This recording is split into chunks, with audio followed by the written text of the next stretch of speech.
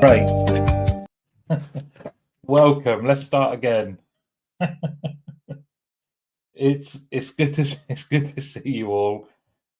Listen, if we're in contact centres, we're very good at working on the fly, aren't we? So let me just say hello to you all. Catherine, Danny, I thought you were getting your hair cut. Lewis Murphy is here. Nathan Dring, LinkedIn user. Sorry, I can't see who you are. Perry is here. Perry Fletcher, Alan Donaghy, Nick Home.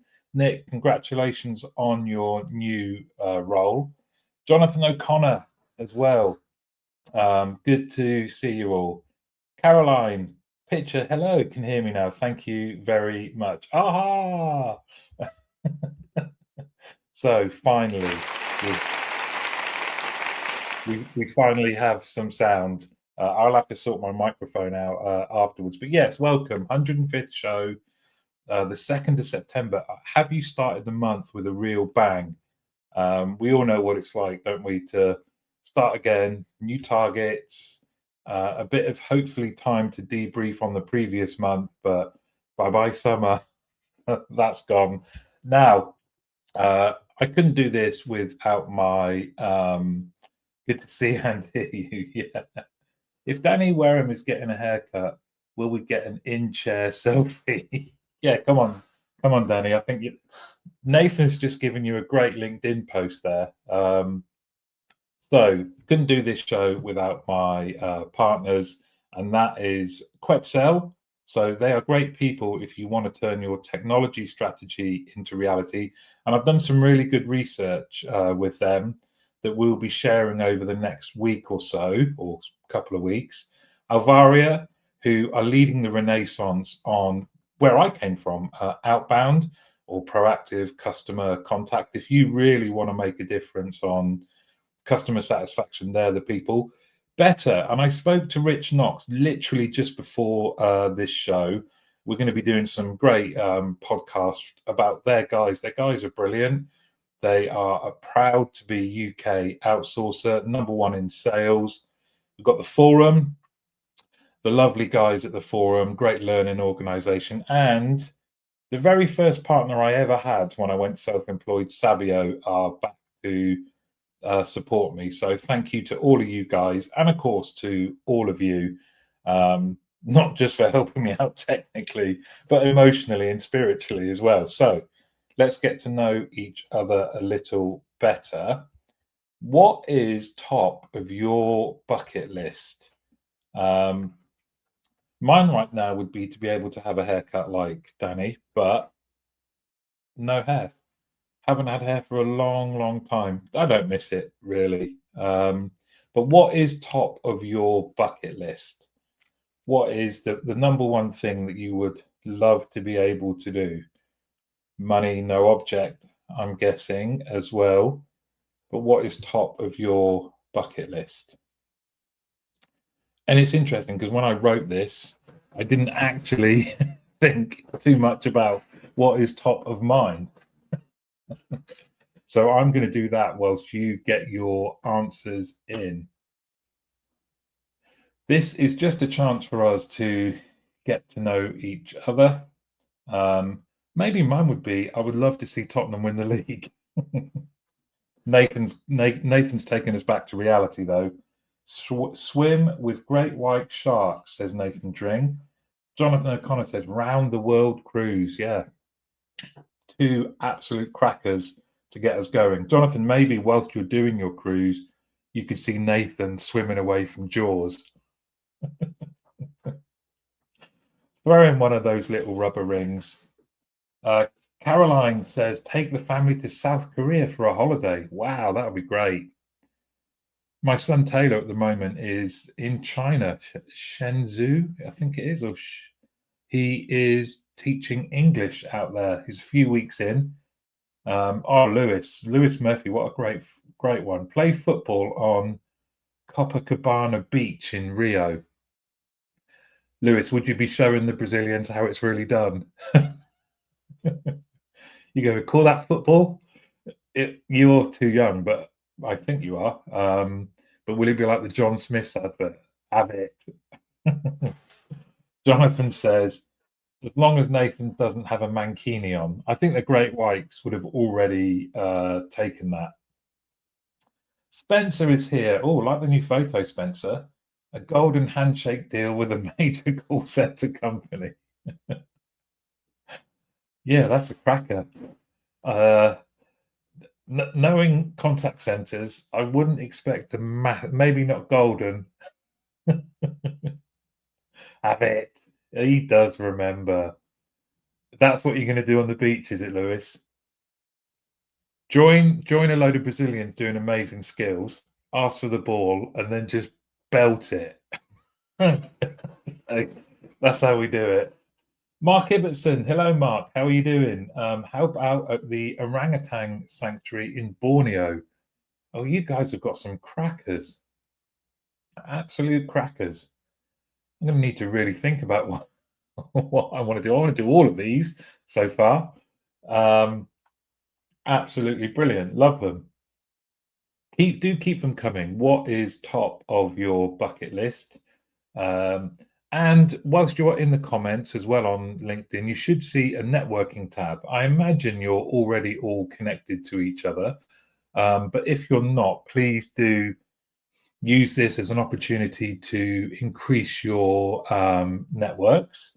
Okay, now then, what is our question for today about our industry?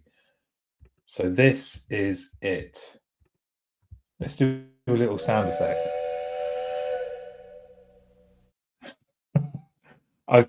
This is a new update, so I'm just playing around with these. Boom. Okay.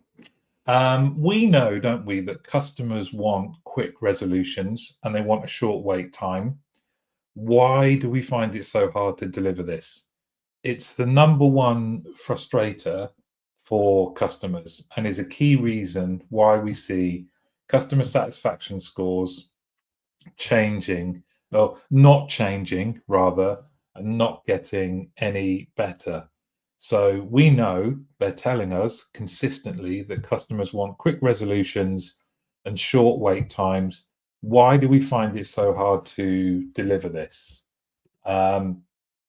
Oh, this is a great one though, Alan. Alan Donaghy.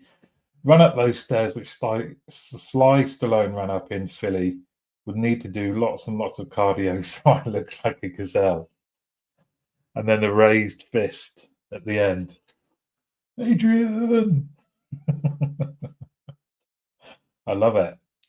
Alan Donaghy in Rocky 6. So let's put our brains together. We know that customers want quick resolutions and short wait times. Why are we finding this so hard to deliver? Or actually, maybe where you are or with clients you work with, this isn't the case. And they are getting quick resolutions and they do have a short wait time. If so, don't gatekeep this knowledge. Why don't you share it all with us? Alan adds, running up those stairs, he wants to look like a gazelle instead of an inept, overweight oaf. Lol. I would never say that about you, Alan. Or are you referring to me? Because I recognize myself in that description. So, what do we think? What are the things that we need to be doing to give customers what they are consistently asking for and getting to them quickly so they don't have to wait? Please, please, please tell me we are not still using IVR messages that say due to unexpected call volumes, the wait time is longer, your call is important to us. I think the only time we were justified in using that, of course, was during the pandemic. Spencer is kicking us off. Customers want instant fixes, but we deliver at the pace of a Sunday roast, with everyone politely waiting for the Yorkshire puddings to catch up. I know, but Spencer, it's a lovely analogy, but it's now just making me think how nice Sunday roasts are. You're right in that customers want instant fixes because I think people expect to wait a long time. So they already make the call kind of frustrated, pre-frustration, if you like. Alan Donaghy says, I think it's down to how close people stay to planning. Great point. How much time we put into our frontline staff and how well driven the ship is. I love that.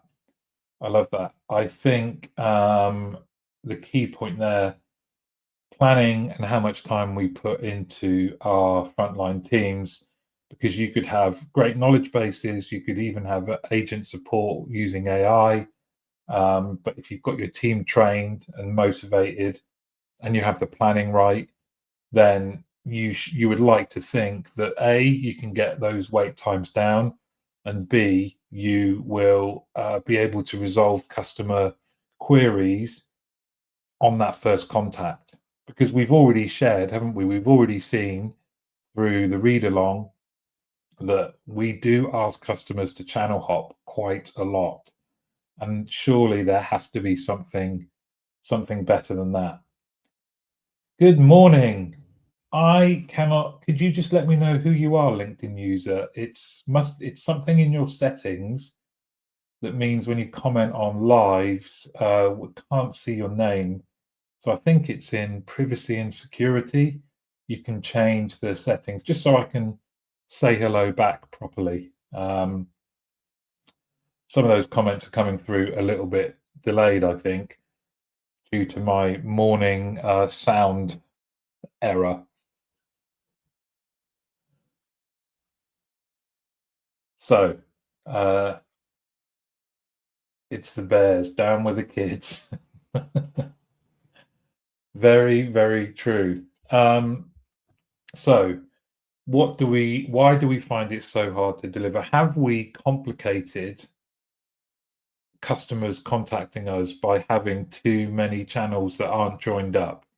So I could go on a web chat, I could call, I might be able to WhatsApp, but if those aren't joined up behind the scenes, I'm basically having 3 separate conversations.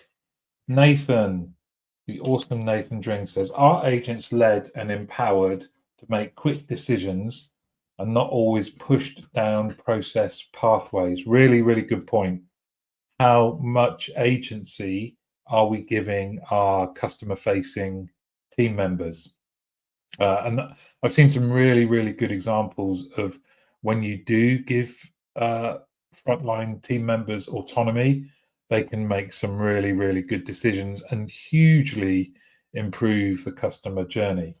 Darren Gracie, hello, Darren. Darren says, in my experience, a big part of this is because the right people aren't involved in designing the customer contact strategy. So true. Or just too many people, right? Oh, Marianne is here. Hello, good to see you. Hello, sorry I was late, says Marianne. No worries, we know you're very, very busy. Lewis Murphy says, agents / team leaders not being involved in initial scoping of projects. They're the ones that experience customer expectations and frustration, very much like the point Darren rightly made. Spencer, wonderful Spencer. Personally, I think a lot of employees fear that AI could put their jobs on the line. It is not just about speed, it's about purpose and relevance. The way forward is clear communication and upskilling, showing AI as a tool to help us work smarter, not replace us. Yes, couldn't agree more. Alan says, less focus on AHT and more focus on getting it right first time is the key, in my opinion. And you run a very, very good operation. So I know you walk the walk as well as talk the talk, Alan. And I think we've seen over time, certainly in recent years, haven't we, that people have definitely talked about relaxing the focus on AHT to allow for better conversations that hopefully resolve the customer's query first time. And it would be nice to think that that is actually evidenced in how people are talking to their teams, that we're not always starting with an AHT-led conversation. But to your earlier point with planning, understanding what those AHTs are means that we can get the right people in the right places at the right time, right? So that we can deliver short wait times. Because for me, this is the Pareto moment of customer satisfaction. We can reduce wait times and then have fully engaged, knowledgeable people ready to deal with a query or technology if needs be. Then straight away, if we can do that across our industry, we will see a massive increase in customer satisfaction scores. Please do keep these answers coming. It would be nice to think that this goes away in our industry and we have new challenges to focus on, because it's been around a long time. Alan says, rather solve four things at the first hit and over an hour than unsolve 10 things in an hour and get hit in the feels when the customer returns. Yes. And we're all customers, right? We don't want to have to wait a long time, and then when we do speak to the company, not have our query resolved so that we have to call back. There's lots and lots of people getting this right, let's be honest, but there's enough not getting it right that it shows through in things like the Institute of Customer Service and Which and things like that, where we haven't really improved over the last few years. And that doesn't reflect the amazing people we have in our industry, which has always been a bit of a dichotomy, hasn't it? Now then, I am actually leaving the Gal Cave and heading down along to Bristol this week for a UK CCF event. It's a networking event this Thursday, the 4th of September. It's a morning event, and I will be talking about all things team leaders. So it's UK CCF hosted by Route 101, 4th of September, 9 a.m. to 12:15. After the initial coffees and chats from Trevor Butterworth and Route 101, I will be up talking about what the team leader community has shown me and sharing tips on how you can better support and lead your team leaders. So it would be great if any of you are commutable from Bristol. There are still some limited spaces left. So just jump onto the UK CCF website and, oh, Marianne's going. Brilliant. See you there. I'm going to that as well. Well, look out for a photo on LinkedIn of me and Marianne. I missed one here from Alan. All of us can trade in time, money, and effort. Most of us do not have the luxury of trading with money, i.e. big budgets. So focus on what we can trade in, and that being time and effort. Really good point. One thing we are exceptional at in this industry is much like what the A-team used to do. They might be locked in a barn with a broken tractor and some paint cans, but you could build a tank and get away from the bad guys. Spencer says, I wish I could have been there. Please say hi to Trevor Butterworth and Rob Dermott for me. Yes, Rob is a key person there. I'm not in our office until the following week, says Lewis Murphy, unfortunately, so won't be seeing you there. Oh, man. Come on, we could have done a joint Wednesday wisdom. Well, I could have just popped up in the background. We will have to do that one day, Lewis. Do check out Lewis's Wednesday wisdoms. Not many people do videos on LinkedIn, so whenever I see them, I think we should absolutely support them. Yes, so looks like a few of you will be there, which will be great. We will share output for those of you that are unfortunately can't be there, but it looks like a very good morning. I do think it's a good idea to do it just in the morning so you can get back to normal work, right? Okay. Just playing around with sound effects again, when in fact it is time for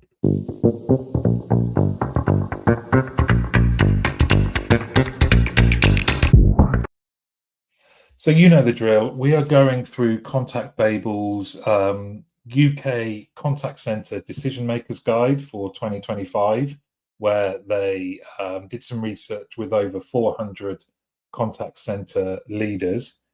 And right now we are looking at web chat versus inbound call lengths. And you can see there that it looks like web chat performs better if we were just looking at the length of the web chat. I guess my first question is: if you use web chat, does this reflect what you are seeing right now? Because if we think about the question we asked, are we utilizing web chat enough? If what this is telling us is true, are we better able to resolve customer queries quicker? The one thing I guess it doesn't show is whether those queries are resolved, but you can see just based on the amount of contacts that are 5 minutes plus is far greater when it is a phone call. Spencer says, "Are you planning to take another selfie with a gal fans on the 4th mark?" Yeah, why not? I can confirm there will be no fancy dress. Disappointingly, it will just be me, which kind of is fancy dress, I guess. So looking at this, you can see that 54% of responses to this question when it came to phone calls said that their calls were on average between 5 and 10 minutes. There are loads of variables here, of course.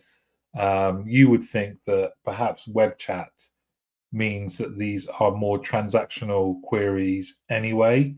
For example, are you likely to deal with something to do with your life insurance over web chat, or would you prefer to speak to an expert advisor?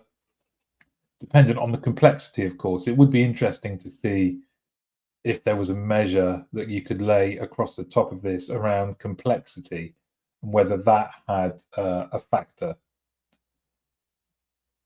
Perhaps that's an idea for Steve Morel. I'm sure he's already all over it. Now let's have a look at the level of automation used in web chat from 2015 to 2024. Certainly from 2021 onwards, you can see. So the light blue is that the web chat was handled by a human in all instances. And you can see that in 2015, 95% of all web chats were dealt with by humans in all instances. The last recorded data, the end of 2024, that has dropped to 47%. The other areas are initially by a virtual agent, then by a human agent. That is 35% of interactions were initially taken by a virtual agent, but then passed over to a human agent. And then we have, for 2024, 18% of all of those interactions were handled entirely by automation. And you can see for the last 3 years, it's been a pretty consistent split where circa 50% of all interactions are handled purely by people in a web chat team. Round about a third are handled initially by a virtual agent, but then escalated to a human agent.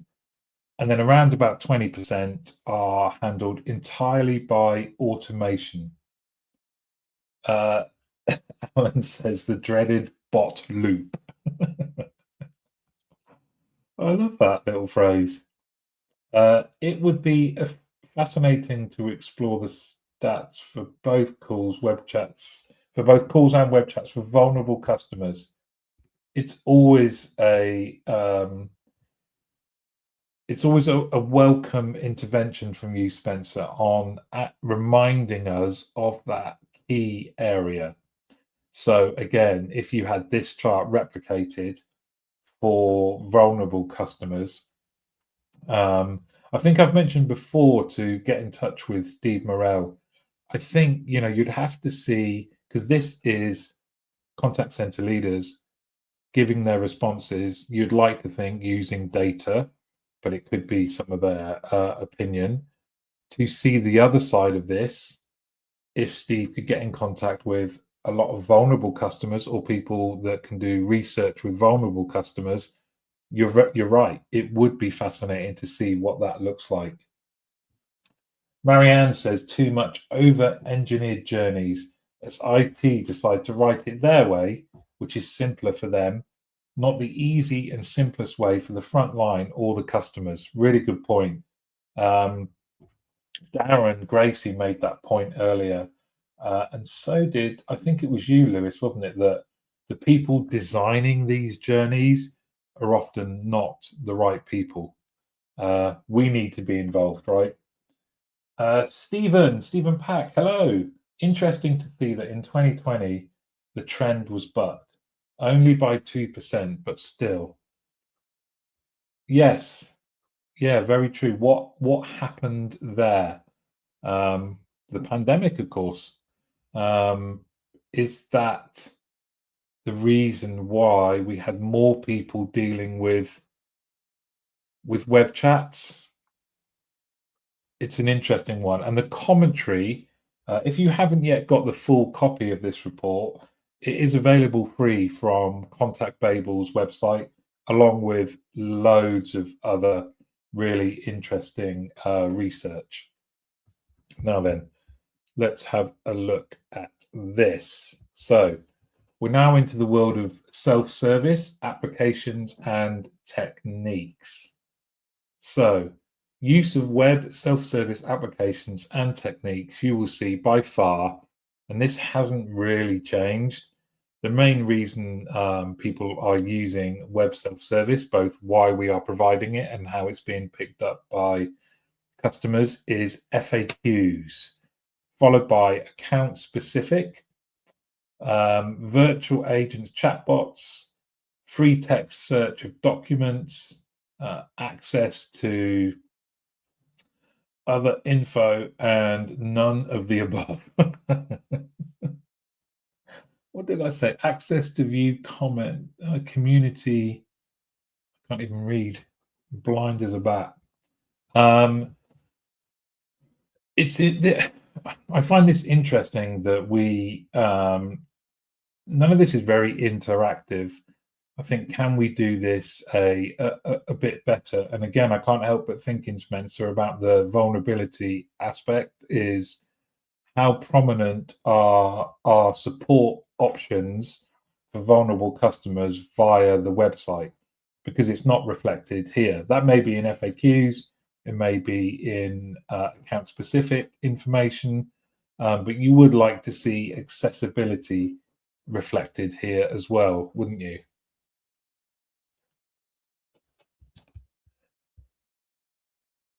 Just thinking, did I thank my partners when my microphone was turned off? If so, thank you very much, Quetzal, Alvaria, Better Outsourcing, The Forum, and Sabio. I did talk about you earlier, but my microphone broke.